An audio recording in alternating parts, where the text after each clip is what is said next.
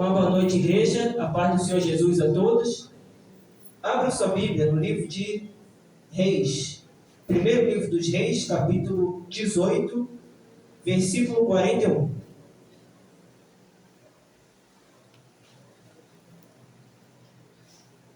Primeiro livro dos Reis, capítulo 18, versículo 41.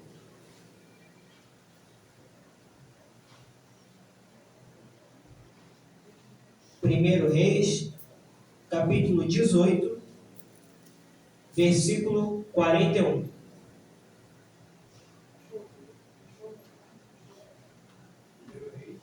Primeiro Reis, capítulo 18, versículo 41.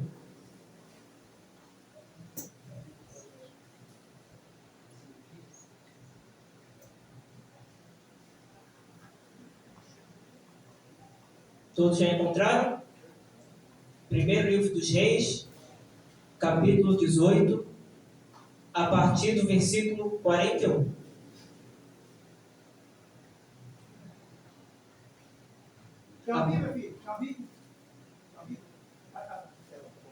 Eu vou dar início à leitura. A palavra de Deus ela diz assim, 1 Reis 18, versículo 41. Diz assim a palavra do Senhor. Então disse Elias a Acabe: sobe, come e bebe, porque ruído há de uma abundante chuva. E Acabe subiu a comer e a beber. Mas Elias subiu ao cume do Carmelo, e se inclinou por terra, e meteu o seu rosto entre os seus joelhos. E disse ao seu moço: sobe agora e olha para a banda do mar. E subiu, e olhou, e disse: não há nada. Então disse ele: torna lá 7 vezes. E sucedeu que a 7ª vez disse: eis aqui uma pequena nuvem, com a mão de um homem, subindo do mar. Então disse ele: sobe, e dize a Acabe: aparelha o teu carro e desce, para que a chuva te não apanhe. E sucedeu que, entretanto, os céus se enegreceram com nuvens e vento, e veio uma grande chuva, e Acabe subiu ao carro e foi para Jezreel.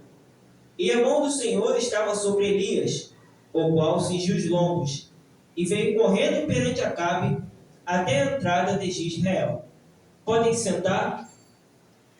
Essa palavra, sobre o que é essa palavra? Sobre o que ele está tratando aqui?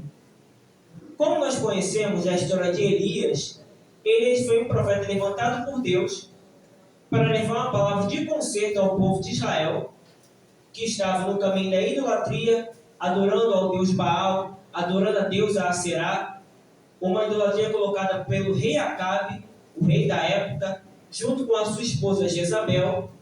A idolatria é instalada no meio do povo de Deus. Elias é levantado, não só ele como outros profetas também, mas Elias ele tem destaque. E ele profetiza e fala para o rei Acabe que pela palavra dele não choverá sobre a terra, assim se cumpre. E durante 3 anos e meio não chove. Após esses 3 anos e meio, Elias faz um desafio. Vamos nos reunir, eu vou clamar a Deus, e os profetas de Baal que clamem ao Deus deles. E o Deus que responder com fogo e fazer descer fogo do céu sobre o altar, esse é o Deus verdadeiro. E esse desafio acontece, os profetas de Baal clamam e não acontece nada, Elias clama e desce fogo do céu. E os profetas de Baal então são mortos. Após tudo isso acontecer, nós vamos chegar nessa passagem aqui. Como eu falei, Elias, sendo usado por Deus, fala: não vai haver chuva sobre a terra segundo a minha palavra, e assim se cumpre. E durante 3 anos e meio ficou sem chuva. Agora ele iria clamar para que a chuva voltasse à terra, para que a chuva ela retornasse a Israel. Agora que Israel tinha visto quem era o Deus verdadeiro, ele iria clamar de novo pela chuva. E dentro dessa história é que eu quero falar sobre a oração de Elias e quais são as lições que ela tem para nós hoje. Primeiro ele fala assim: então disse Elias a Acabe: sobe, come e bebe, porque ruído há de uma abundante chuva. Então a primeira coisa que nós vemos que Elias ele cria que Deus ele iria realizar aquilo que era da vontade dele. Uma das coisas que temos que entender em uma oração é que a oração ela tem que estar de acordo com a vontade de Deus. Se eu oro em cima de algo que não é da vontade de Deus, ele não vai cumprir, ele não vai realizar. Agora, toda vez que eu oro, que eu clamo, dentro daquilo que é da vontade de Deus, aquilo vai se cumprir. E eu posso depositar toda a minha fé em cima desse clamor. Quando eu oro naquilo que Deus não quer, ele não vai realizar. E ele não é obrigado a realizar a vontade do homem. Até porque quando eu me converto, quando eu me torno um cristão, quando eu entrego minha vida a Jesus, eu estou dizendo que agora ele que assume o controle da minha vida e ele que sabe o que é melhor para mim. Ele que tem planos melhores e maiores a meu respeito. Então é ele que me guia. Então vai haver momentos que eu vou orar por algo e ele não vai cumprir porque não é da vontade dele. Outras coisas eu vou orar e eu vou ter que persistir porque ainda vai levar algum tempo. Mas eu tenho que entender uma coisa: tudo que se cumpre, toda oração que se cumpre na Bíblia, eram orações que acima de tudo era da vontade de Deus cumprir. E aqui é o que vai acontecer. Então a primeira coisa que temos que entender sobre a oração, ela tem que estar de acordo com a vontade de Deus. E era da vontade de Deus agora que a chuva ela retornasse para o povo de Israel. E não só isso. Nessa oração, dentro da vontade de Deus, é necessário ter fé. A fé. E a fé, ela é uma fé perseverante.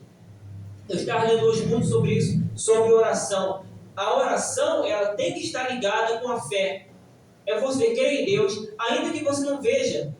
Olha o que ele falou aqui. Acabe, sobe, come, bebe, vai para sua casa, porque vai haver ruído, barulho, porque tem o barulho de uma grande chuva. Não estava chovendo, não tinha barulho de trovão, mas pela fé, ele já cria aquilo que iria acontecer. Aleluia. Então a fé é isso.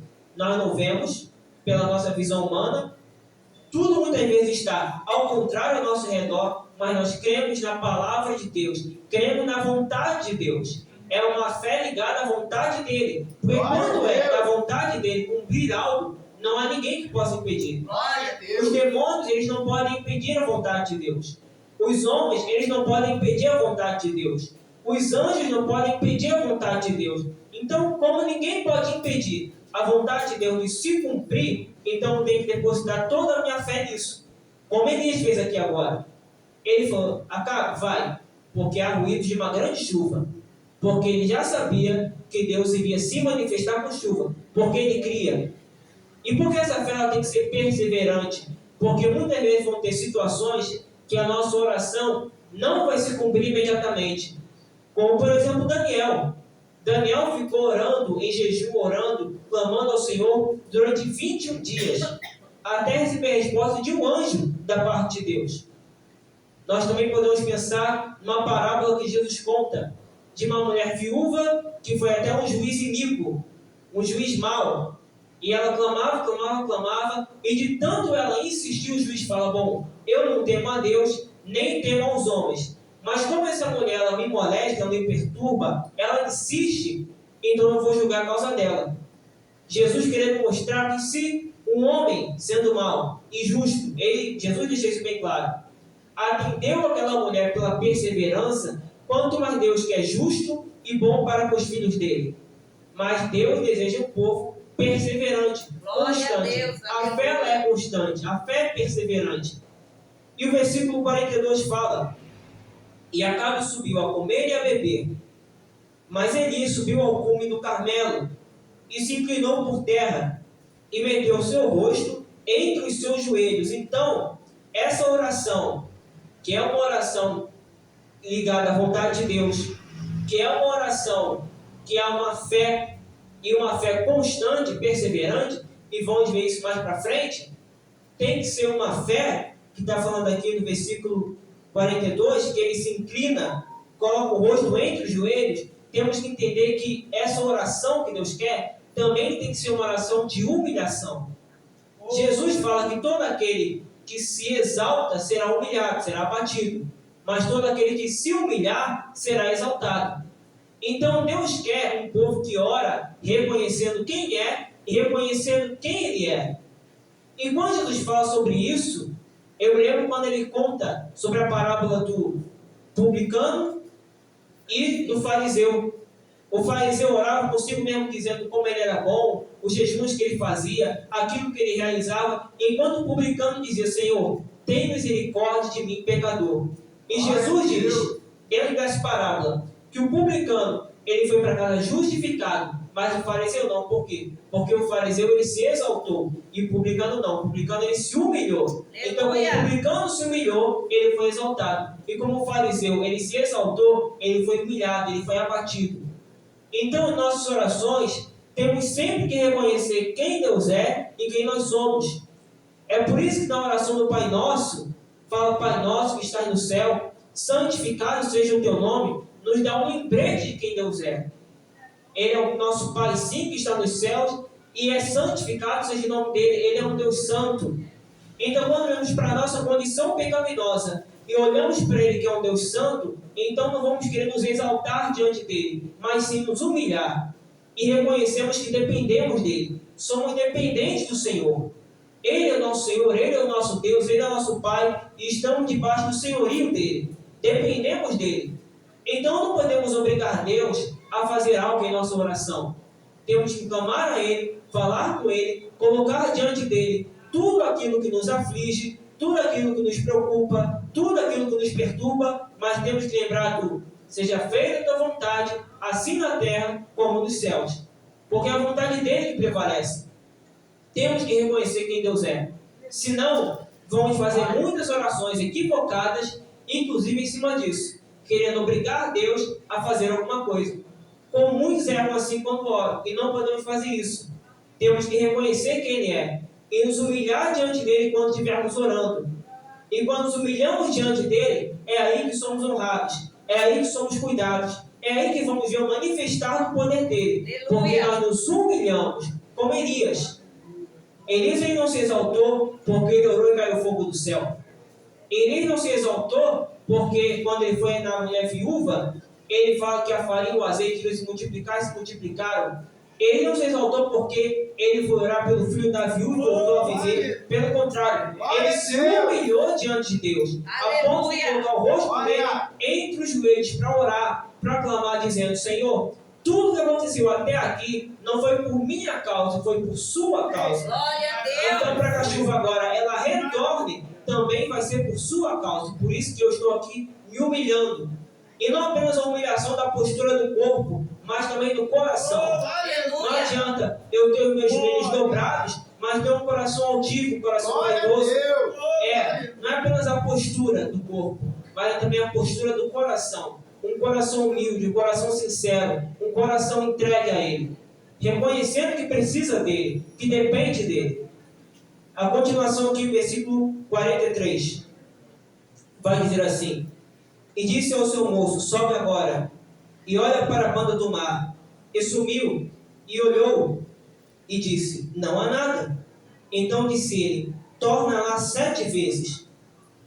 Aí o moço, que diz o servo de Elias, estava lá com Elias, e ele diz assim: Olha, vai, olha para a banda do mar, e me fala o que você vê. E Elias começou a orar, começou a clamar. Quando o servo dele volta, diz assim: Olha, Elias, eu não vi nada. Elias fala: Torna lá 7 vezes, vai e retorna, vai e retorna. E o servo dele ia e voltava e continuava sem ver nada. Isso é a parte da fé perseverante. É você clamar ainda que você não veja, mas crendo na palavra de Deus. Toda vez que eu uso a minha fé dentro da palavra de Deus, toda vez que eu uso a minha fé dentro da vontade de Deus, ainda que eu não veja, eu tenho a certeza que vai se cumprir. Ele não estava orando apenas porque era a vontade dele, mas porque era a vontade de Deus. E como era a vontade de Deus, mesmo sem ver, ele cria.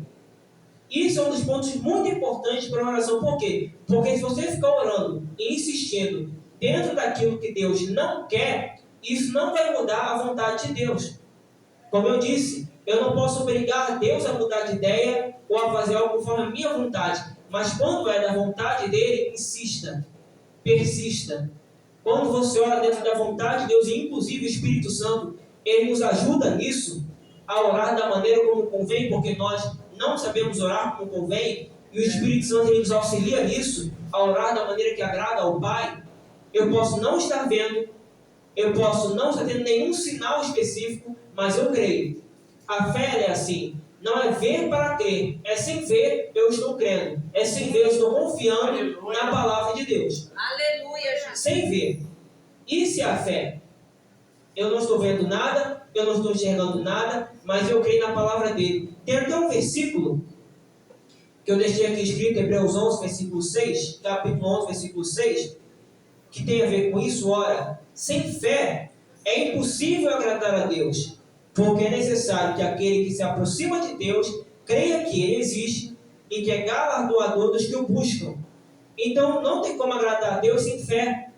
Não somente isso, eu vou ver aqui, voltando a alguns versículos que falam sobre a fé, só para deixar bem claro, porque muitas vezes nós oramos, nós clamamos, mas sem fé. Oramos com dúvida, clamamos com dúvida. Nós estamos aí orando, nós estamos aí falando com Deus, mas muitas vezes chamamos de crer que Ele é um Deus fiel e que Ele se preocupa conosco, que Ele se preocupa com nossas orações. No próprio capítulo 11 de Hebreus, no início dele, não precisa abrir, que eu já vou voltar para o texto que estamos, só para deixar mais clara essa parte da fé. No versículo 1 diz assim: ora, a fé é o firme fundamento das coisas que se esperam. Então a fé, ela é firme. Então não posso dizer, eu sou de muita fé, mas eu sou inconstante. Uma hora eu estou lá em cima, outra hora eu estou lá embaixo. Uma hora eu creio muito na palavra de Deus e outra hora eu quero me desviar. Uma hora eu quero ler a Bíblia inteira em pouco tempo e outra hora eu quero me envolver com tudo que há no mundo. Então eu não posso ser inconstante. Aqui está dizendo de forma bem clara que a fé é o firme fundamento. Então a fé é algo sólido. A fé, ela é constante. Quem tem fé de verdade na palavra de Deus, essa pessoa, ela é constante. Eu não digo que é perfeita, mas é constante. E fala, e a prova das coisas que se não veem, ou seja, eu não vejo, mas eu creio pela fé. Pela fé eu creio na palavra de Deus. Eu não estou vendo, mas eu creio. Eu não estou vendo, mas eu confio nele. Eu não vejo Deus, mas eu creio que Deus está comigo. Aleluia! Eu não vejo onde que Deus está, mas eu creio que Ele está me guardando. Eu não vejo os anjos do Senhor. Eu não vejo os anjos de Deus. Mas eu creio que eles estão ao meu redor. Isso é a fé. Uma fé que eu só vou ter se eu tiver o quê? Intimidade com Deus. Se ele não tivesse intimidade com Deus, ele não teria feito tudo o que fez. Se ele não tivesse uma aliança com Deus, ele não teria realizado tudo o que realizou. A fé que ele tinha é porque ele tinha intimidade e sabia quando Deus falava com ele. Então, se não tivermos intimidade com Deus, não teremos fé. E não saberemos orar como convém. A continuação aqui, no versículo 44. E sucedeu que a 7ª vez disse: eis aqui uma pequena nuvem, como a mão de um homem, subindo do mar. Então disse ele: sobe, e dize a Acabe: aparelha o teu carro, e desce, para que a chuva te não apanhe. Aí ele enxerga. O servo dele volta pela 7ª vez e diz: olha, eu vejo uma pequena nuvem, do tamanho da mão de um homem. Quer dizer, era uma nuvem, mas era minúscula. Na forma de dizer, é minúscula. É uma nuvem muito pequena. Aí ele fala: olha, dize a Acabe que virá abundante chuva. Aleluia! Era algo pequeno, mas ele cria não em si mesmo, mas ele cria na vontade de Deus que iria se cumprir. Por isso que ele fala: olha, vai e fala com Acabe, vai haver uma abundante chuva. E a continuação diz, né, aparelha o teu carro, desce para que a chuva te não apanhe. E o versículo 45 diz assim: e sucedeu que, entretanto, os céus se enegreceram com chuvas, com nuvens e vento, e veio uma grande chuva, e Acabe subiu ao carro e foi para Jezreel. E a mão do Senhor estava sobre Elias, o qual cingiu os lombos, e veio correndo perante Acabe até a entrada de Jezreel. Fala, e sucedeu que, entretanto, porém, os céus se enegreceram, ou seja, era uma pequena nuvem, que para muitos não significaria absolutamente nada. Mas como Elias cria na vontade de Deus, como Elias cria na palavra de Deus, ele fala: olha, avisa Acabe para ele correr o mais rápido possível, para a chuva não acabar apanhando ele. E assim como ele creu, assim como ele orou, assim se cumpriu. Os céus se enegreceram com nuvens e vento, e veio uma abundante chuva. Por quê? Porque ele orou dentro da vontade de Deus, porque na oração dele havia fé e perseverança, constância, o servo não via nada, ele continuava a orar, e na oração dele teve humilhação perante o Senhor. Colocou a sua cabeça entre os joelhos enquanto orava. Do lado de fora, uma postura de humilhação, e do lado de dentro, um coração puro, um coração sincero, um coração que agradava ao Senhor. Essas características, elas têm que ser parte de nossa oração o tempo inteiro, o tempo todo. Se queremos que Deus ele nos ouça, não podemos mudar a forma de orar. Alguns querem mudar para, não, você tem que obrigar Deus a cumprir com aquilo que você deseja. Não é bem assim. Não é dessa forma que funciona. Muitas vezes o que eu desejo não é aquilo que Deus deseja. Muitas vezes o que eu quero não é aquilo que Deus quer. Então eu tenho que entender, no próprio Salmo 37 falando ali sobre entregar os caminhos ao Senhor, entrega os teus caminhos ao Senhor, confia nele e o mais ele fará. Então quando eu me converto e tenho uma vida com Cristo, eu entrego meus caminhos a ele. Eu não vou mais conduzir os meus caminhos. É por isso que muitos vão orar dentro de muitas coisas e não vai acontecer. Por quê? Porque ela não está orando em cima daquilo que Deus quer. Ela está orando, muitas vezes, em cima de algo, para os prazeres dela, mas que não agrada a Deus.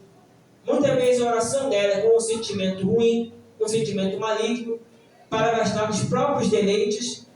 Não, nós temos que ver, minha oração, ela está de acordo com a vontade de Deus ou é a minha vontade?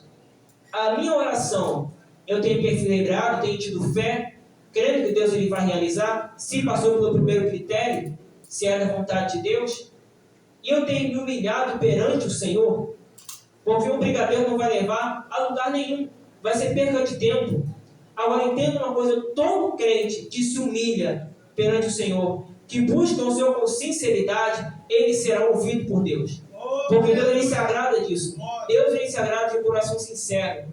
Deus ele se agrada de um coração puro. E a oração não precisa ser com palavras bonitas que vem na nossa mente na hora. É com sinceridade, um coração sincero, um coração puro. Fale com Deus com as suas palavras. Se humilhe perante Ele, fale qual é a sua situação. Fale com Ele qual é a sua necessidade.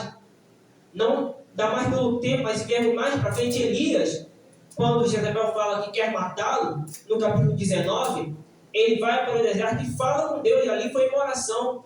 Senhor, tira a minha vida, que eu não sou melhor do que meus pais. Ele colocou diante de Deus a ansiedade dele, a tristeza dele. Ele não se mata, mas ele coloca diante de Deus qual era a situação dele, qual era a necessidade dele. Senhor, eu me sinto frustrado, abatido, me renova. E o que a palavra de Deus diz? Que um anjo aparece, daí pão e água para ele comer e beber, ele vai para o monte, Deus fala com ele e renova ele para continuar a caminhar. Aleluia!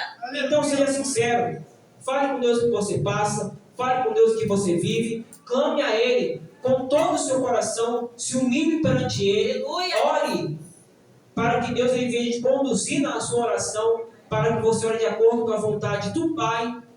Temos que pedir isso, e o Espírito Santo ele nos ajuda nisso, ele nos leva a orar de acordo com aquilo que Deus quer de cada um de nós.